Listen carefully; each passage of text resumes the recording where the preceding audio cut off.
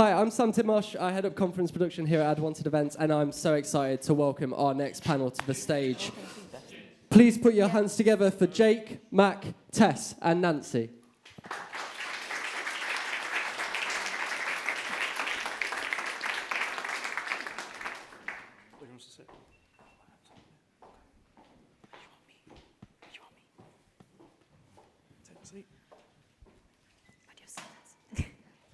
Wow, what a panel.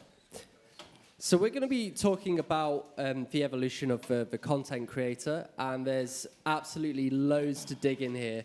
But I thought it'd be great to just get started on your personal stories and why you're here today, and just a little bit of insights about who you are for our audience. Look, Jake, do you want to kick things off? Yeah, sure. So I set up Alpha about 5 years ago on the premise really that I didn't feel that there was an agency that represented creators for them and sort of put them first, essentially. So with what we do with our guys, we treat them as business partners when we're looking at stuff for them. So obviously commercially, if it's TV, if it's book deals, if it's brand deals, whatever they're doing, it's a joint decision. We're with them along the way. And I think as a young agency coming through, especially with the way the landscape is at the moment in the space, creators are just getting younger. You know, the youth is really starting to come through, and even in the TV world now, you're seeing a lot of young creators that started maybe on YouTube or Instagram coming through as like major hosts of TV shows, and that's a lot of pressure. It's a massive journey, and we wanted to build an agency where they felt supported and had a good supportive network whilst navigating the industry, which is really tough. Just tell me very quickly about before you started the agency, what you saw from the landscape and why you decided to found Alpha Talent Group. I saw talent being taken advantage of, and I think being mistreated or overlooked as like they had a shelf life. And once that shelf life was over, it was like there's somebody new or there's something else. Whereas the reality is it's not the right way to look at it. They're people, you know, they have emotions, feelings, you know, towards it, and this is their day job. This is what they do. It's not like a side hustle and they go and they have a 9 to 5 where they get income coming through. So you have to view it as that. You can't look at them as disposable. There's someone else around the corner. It's time on both sides, the agency side and their side, but if you do enough working together, you'll get them to where they want to be. And we're going to dig into that a little bit later, but first, I'd love to hear your stories. Mac? Well, where do I start? I guess I kind of got into the whole content creation after going on a TV program. I was kind of sprung into it, but I kind of knew what direction I wanted to go with it. Like, I don't really take myself too serious on social media. I do post some tips and tricks to do with like health and fitness, but I've always wanted to go down the sport hosting route. So I kind of changed up my content in order to not only like educate on the health and fitness side of things, but also move into the sports hosting kind of thing, because I wanted to do something that I really enjoyed. And what I found was that as I make the transition over, you kind of see how your audience sways with you, and some that don't. So getting into content creation for me was kind of like I was forced into it, but because of the TV program. Because of the TV program, but I actually enjoyed it. I still enjoy it. Like, there's still moments. Obviously, there's moments where I don't enjoy it, because sometimes it's a lot. But like, as Jake said, like we're all like human beings. We all have emotions. We all go through highs and lows and stuff like that. So I guess there's periods where I will go through lows and people won't understand that, but I'm enjoying it at the minute. Brilliant. Nancy, tell us your story. So I never ever planned to be a content creator. It just wasn't a thing for me. I originally wanted to be a PE teacher, so I've always wanted to be in sport. I loved football my whole life and played it my whole life, so I was like, I'll be a teacher. Did 5 weeks in a school, loved it, and I was like, I like it, but it's not for me. And then, I went into working at Arsenal Football Club, and the way I fell... So how did that happen, from teacher to Arsenal Football Club? So that's a big change, right? No, it is. I done some volunteering, and a lady that I met became my mentor, and she told me about the Arsenal coaching job that come up to help young girls play football. And I was like, well, I can play football. I love football. I've got my coaching badges. So I went into that. But then a platform came up, which was a women's football platform. And I knew straight away who was running it. they had a bigger men's football platform. And I essentially was like, you lot don't care about women's football, respectfully. You don't really know enough about it. So I said, look, let me get on board and let me run this page for you. So initially I was a social media manager. And the reason I wanted to do it, and when I interviewed, they said, why should we give it to you? And I said, because I know my stuff and I genuinely care. And that's at the root of everything I do. I genuinely care. So now I'm not only a women's football content creator, I'm a women's sport content creator because I genuinely love women's sport. I just want to show how great it is. And I'm really lucky. I know a lot of these athletes. I know a lot of these professional athletes, and they're my mates. So I get to show what I get to see. So if you want to know, for example, what one of the best female footballers who represent England do when they're outside of football, I could probably tell you. And it's not the stuff that you would know. It's like, for example, I could tell you that Fran Kirby, when she first got her PS5, she didn't know how to turn on her controller, and she sent me a picture saying, Nance, how do I do this? I was like, well, I don't have a PS5, Fran, but this is how you do it. But examples like that, I like to bridge the gap, and it's always because I care. I want people to see, it goes back to, these athletes are humans. So I want to use my platform to show how great these incredible athletes and people are. And yeah, I just fell into it by running a social media platform because I cared. I love that. Tess? So I'm one of the people that have been around for a really long time. I'm Swedish. I moved to the UK in 2005. And I have 4 younger sisters back in Sweden. And at the time, it was about 2005, 2006, people started blogging. And that was a completely new thing. Scandinavia was really early with it. And one of my sisters, well, they kept on calling me all the time. I didn't get anything done. I was doing full-time modeling at the time. I just needed some way of communicating with them back home. So I started a blog. And all of a sudden, I didn't know anything about it. I didn't understand how to check anything. I was just posting stuff for my sisters. And all of a sudden, someone contacted me and said, do you realize you have like 100,000 followers? And I was like, oh my God, what am I meant to do with this? So I got approached. I started blogging them for Swedish Metro magazine. And that's kind of the way it rolled for me. So I was doing a long time modeling until I had my son, and that's about 6 years ago. Focusing on the blogging side, very lifestyle-y, like girl modeling in London, traveling the world. Had my son, realized it was just not really possible I didn't want to be as private anymore with my audience. People were coming up and asking me really personal questions about me, my son, my husband at the time. And I just felt like it was a bit too invasive. So I actually took a step out, and I became head of creative talent for an influencer marketing agency. And because I knew the space so well, because I've been in it for so long, I was basically the spider in the middle, putting together content creators with brands. So I was kind of the middleman, and I learned so much about the match between the brand and the content creator. And I did that and absolutely loved it and probably would have stayed in it. But then lockdown came, and this company was quite young and they went under. So I found myself at home with not very much to do, small child. And I just decided, you know what, I'm going to take all my knowledge and I'm going to just put it into something on my own. And I sat down and made a business plan. I decided, you know, I'm an adult here. I'm not going to do this just for nothing. I'm going to do this properly.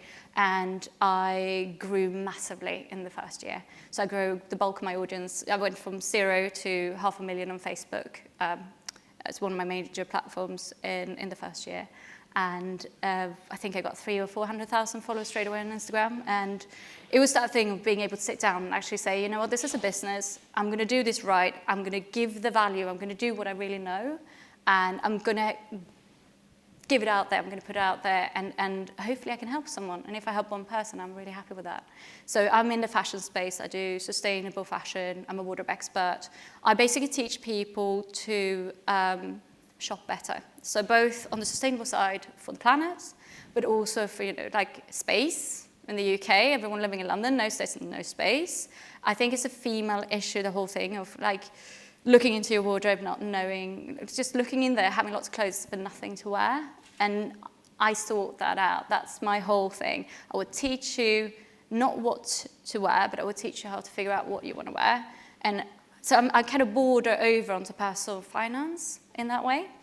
So I come from a slightly different angle than a lot of the other kind of influencers that you see out there, because I'm telling people to buy less, but better. That's not just a thing for women. My girlfriend always says, you've got a wardrobe full of clothes, and I just put on the same black or white top every single day. Look, your careers must have taken you in some crazy places, right? It's the kind of, the things that are beyond the imaginations of most people, I want to hear your craziest, your most unbelievable story. Like, where has your career taken you? What's been a massive highlight for you? Ooh, for me, I mean, I've got quite a few, but one that definitely sticks out was the 2022 Super Bowl in Los Angeles, because obviously that was like the first time Dre, Snoop, Eminem, 50 Cent, Mary J. Blige, they all came together to do the halftime show. Are you a big NFL fan? I'm a big NFL fan, but I'm also a big boxing fan. So like, spending a lot of time in Saudi Arabia, seeing like Anthony Joshua fight, Tyson Fury fight, like all the big fights are happening over in Saudi at the minute. So getting the opportunity to travel there is unbelievable, especially because it's like, oh, I'm going to watch a sport that I enjoy. So obviously listening to the last talk where Ben was talking, it's like, oh, what's going on that day? You never been tempted to get into boxing yourself? Oh, no. I tried it once when I was younger, because it was just one of those things that all the kids in Liverpool did. It was like, you go do a little bit of boxing, you get punched in the face, and then you realise you don't actually like being hit in the face. So you do other things. Just like Ben, my thing was being outside the ring, but being in the sport. So fortunately, I'm very fortunate enough to be going back to Saudi Arabia next month for the undisputed fight with Tyson and Usyk. That's going to be possibly the biggest fight of the past maybe 5 decades. Like, it's unbelievable, like what's happening right now in boxing. Like, they've just also announced like a 5v5 with Matchroom and Queensbury. So Frank and Eddie going head to head, the pick 5 fighters, and they're just going to go, see, here's 5 fighters from my promotion, here's 5 fighters from yours. Let's see who has the best team. So there's a lot of things going on in boxing, especially at the minute, that are just crazy. So they're the kind of places that this industry has taken me. Like on a professional level, but on a personal level, I don't know. I think LA is probably the best place I've been. Yeah. What makes you say that? I don't really do like influency holidays, like where everyone goes to like Bali and stuff like that. I've never been to Bali. It's just never really fancied it. You got to put it. Jake's going to put it in his budget for next year. Bali, yeah. That sounds good. Let's go to Bali. So it just cost you a fair bit of cash.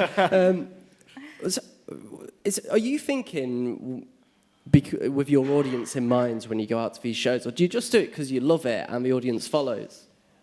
I do it because I enjoy boxing. Like, when I first got into so how I got into boxing, I started just doing a lot of stuff myself and a lot of stuff for free. Because it was just like, I want to be in this sport, so how do I get into the sport? I just need to talk about the sport, be at the sport, show people that, like, obviously, I am interested in it. I'm not just, like, jumping into it because people are watching it. So a lot of the stuff I did at the beginning was just I'd just, like, pay to go to shows and just sit there and just do some stories around it. So people were like, oh, he's at the show, he's talking about this, he's talking about this. And then it kind of just came about where I was, like, started working with a brand that works with Tyson Fury, and it was they kind of put us both together, and it gave me the opportunity to like do a lot of interviewing with Tyson and a lot of fighters around him, which people were like, oh, he actually knows stuff about boxing, so I'm going to start looking at what he's doing within the sport. And it kind of just snowballed a little bit from there. It's a very difficult sport to get into. Like, probably the hardest sport that I've ever tried to get into is boxing. Because it's such a tight-knit community that you need to know somebody in order to get in. Right. And even then, they're like, why should we let you in? Yeah.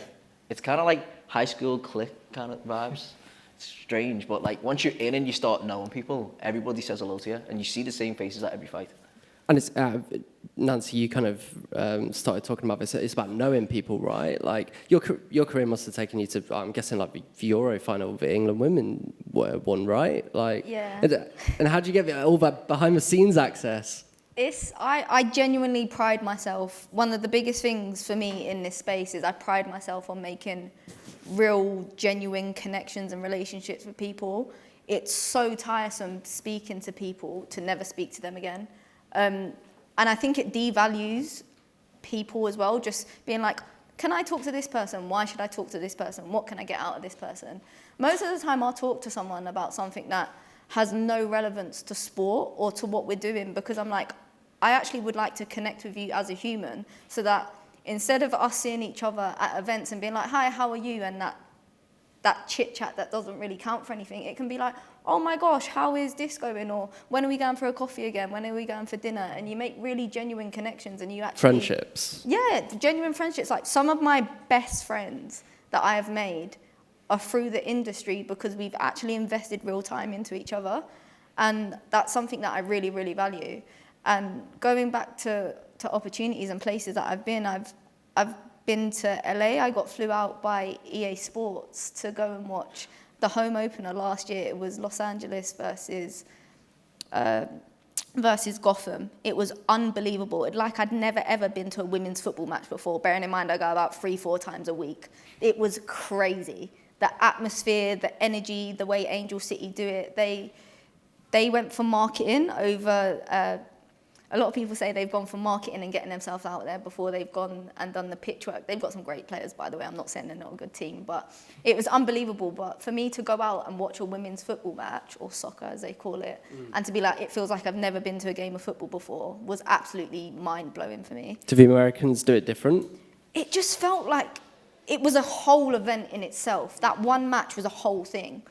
And then going to the Women's World Cup final, obviously we didn't win, but being there, being in Australia, watching England up against Spain was absolutely incredible. Stadiums filled, the passion, the energy, going to, when we won the Euros, that was probably one of the best days ever. Like, England women, I think, are now setting a pathway for women's sport. And the amount of times I've been in the women's rugby space now, and people are literally saying we're piggybacking off the back of the success of the Lionesses and what the Lionesses are doing.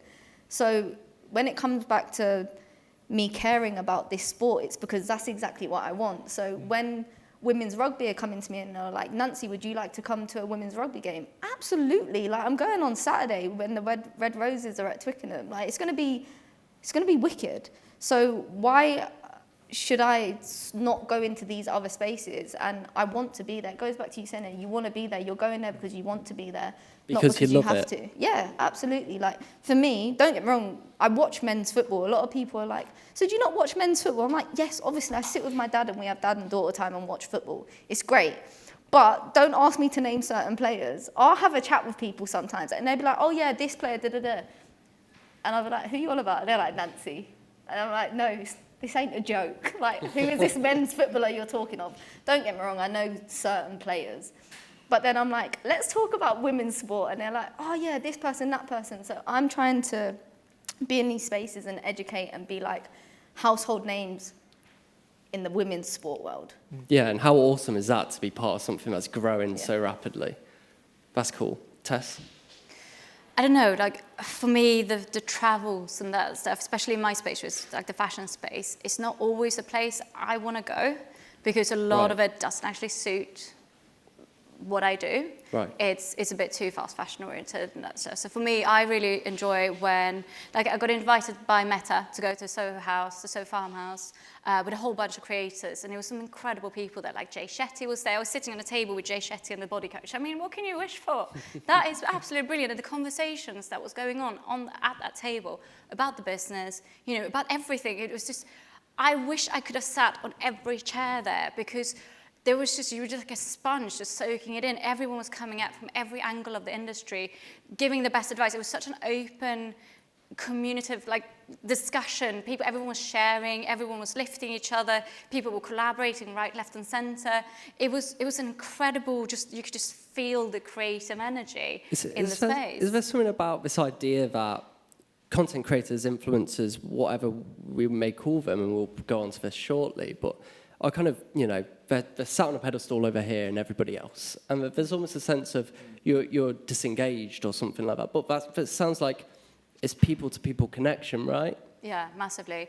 I think But it's also that's a part what we are trying to kind of convey to our audience as well. It is personal. It's not, we're not up there on our pedestals and living, I mean, there are people like that, of course, but living in a little bubble. Like, what we want is, what Nancy says, is the connection. It's about educating. It's about making connections within each other, like each other's space. I mean, for us, it's actually quite rare to meet people that understand what we do. Because I feel like the general public's understanding of an influencer or a content creator is very different to the reality of it. And also, there's almost a bit of a misunderstanding or miscommunication between the two, because we've been here for a while now. The content creator community has been here for a while, and we're still being treated like the kids a bit. What people are forgetting is with the industry, we've also grown up. And the people that have survived and the people that have kept their passion, they're not doing this for fun anymore. We're like little power people in our own. Like, we run little empires, but you don't see that because that's not what we're putting out. We're putting out the things that we know is going to work for our audience.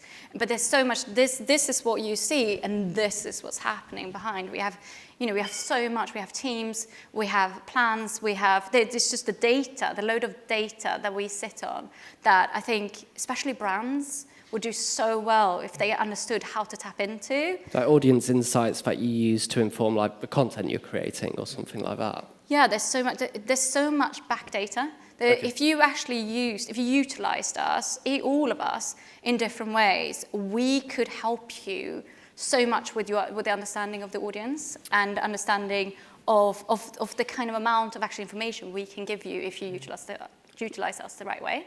Let's dig into that, because Jake, is there a risk that you've built another influencer agency? Is this what this is?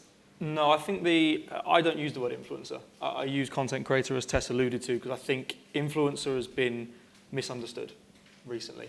People automatically assume, because of the way the industry was, you hear influencer, you think they're going to try and sell me something that they don't even use. I don't want it. It's going to look too forced, and I know they've been paid to do it. Whereas content creator for me is they're creating content for entertainment purposes. It might be attached to a brand. You know, they might be working with a brand that they do use themselves, but the entertainment value from the content is worth more to the consumer. So you're not going to be sold something that you don't want. And I think by calling these guys content creators in what they do, it allows them also more freedom to express themselves. Do you feel like there's a difference between what you're doing versus, say, influencer agencies, like influencer marketing agencies? Like, what is it that makes you unique? I think what makes us unique is that we take the time to understand each of these guys and their own value. You know, we've got a team in the office as well. Our team is small, but we prefer it that way. Therefore, you know every single one of your clients inside out. So when we're talking to brands or agencies, they know that if they're working with us, we know that the clients we're putting forward are right for that campaign. We know there's a background to it. We know they can get it across in the right way, not just sort of, you know, excuse my French, but throwing shit at the wall and seeing what sticks. It doesn't work like that with us. We really take the time in every campaign we work on, and the value that we've built in the relationships with the guys allows us also to get what they want out of it, because this is a horrible industry to navigate. You know, it's very tempting sometimes to take the money for something that you may not necessarily believe in. Yeah, let's talk about that. So, like, what's brands getting involved with you, right? And is that's a friction, surely? Do you want to take the money, but maybe they don't align to what you want to do and what you want to create? Is that a challenge?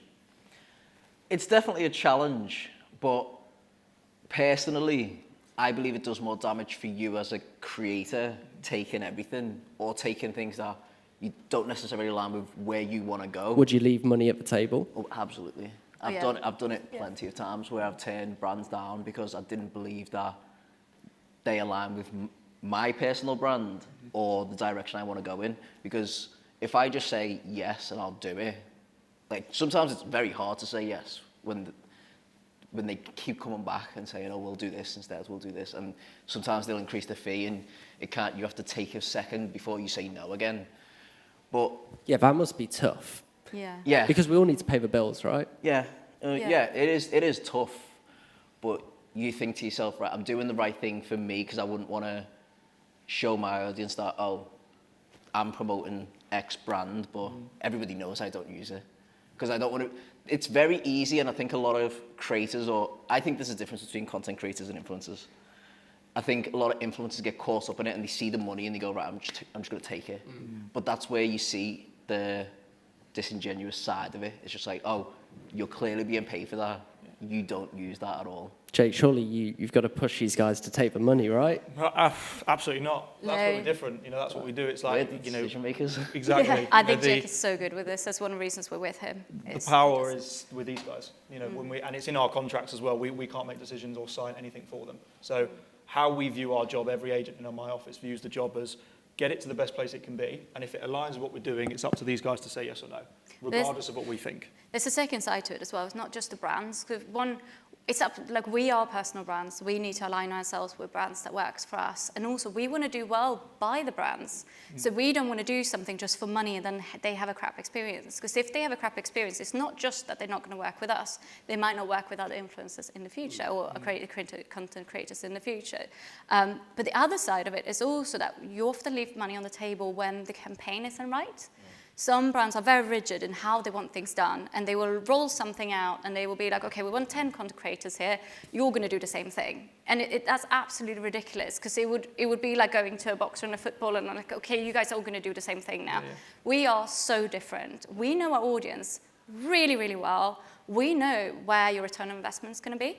And the problem with those big campaigns that just, this and this and this is what you're going to do, is that you actually lose out massively on the nuances that we bring, because we're going to have completely different uses to you. So you can have a content creator that's really small, but makes this beautiful, beautiful content that you can then repurpose that might do really well on your channels. Or you can have someone that has a huge audience that's really young, but this huge. And you're like, okay, I'm going to build some brand fans here. These people are going to, when they grow up, they're going to be fans already. So they're going to come into being customers. Do you wish brands would just take a bit more of a longer term strategy, a bit more of a partnership with you rather than doing short term things? Yeah, I tend to like it as when I talk to brands, by the way, especially new brands, because I work quite a lot with brands as well, and I say to them, you don't go on the stock market and just take a whole bunch of money and throw it into one stock at one time. Like, you have to be clever about this. Not every influencer is going to be on a video. You have to look at it long term.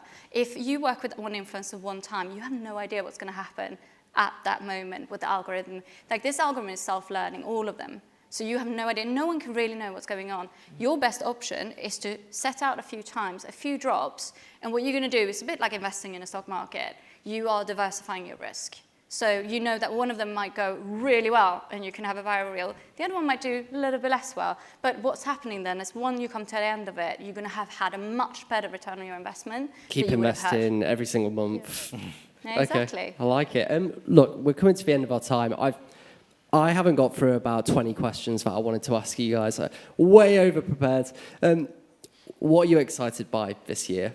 What's going on? What's the one big thing you're looking forward to over the course of 2024?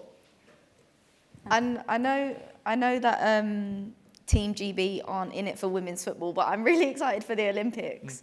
Going out to Australia and being there, Australia have qualified for it, so I'm excited to see what energy they're bringing. I think the Australian national women's team are really exciting, and I absolutely love the way they put themselves out there in the world of women's football and the way I connect with them, and I'm English. So I'm also quite well connected to the French women's national team. I watch them as well. So I'm really excited for the Olympics, but I think we've had this conversation before. When the Olympics comes about, everyone knows everything about every single sport.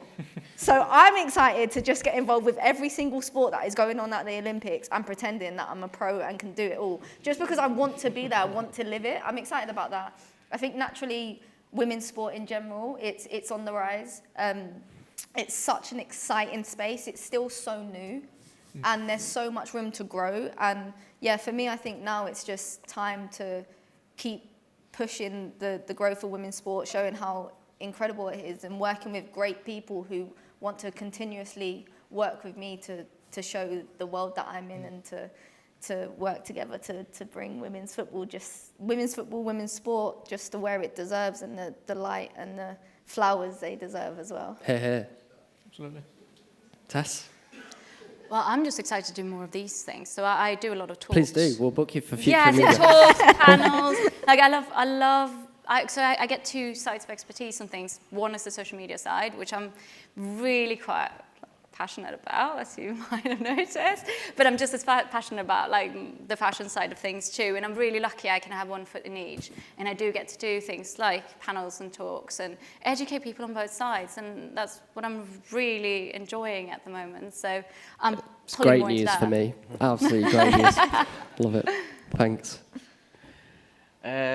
I mentioned before the boxing in Saudi Arabia, Fury Usyk, that's going to probably be the fight of the Huge. year. It's going to be the fight of the year. Probably, well, like I said, the fight of the past 5 decades. So that's going to be insane.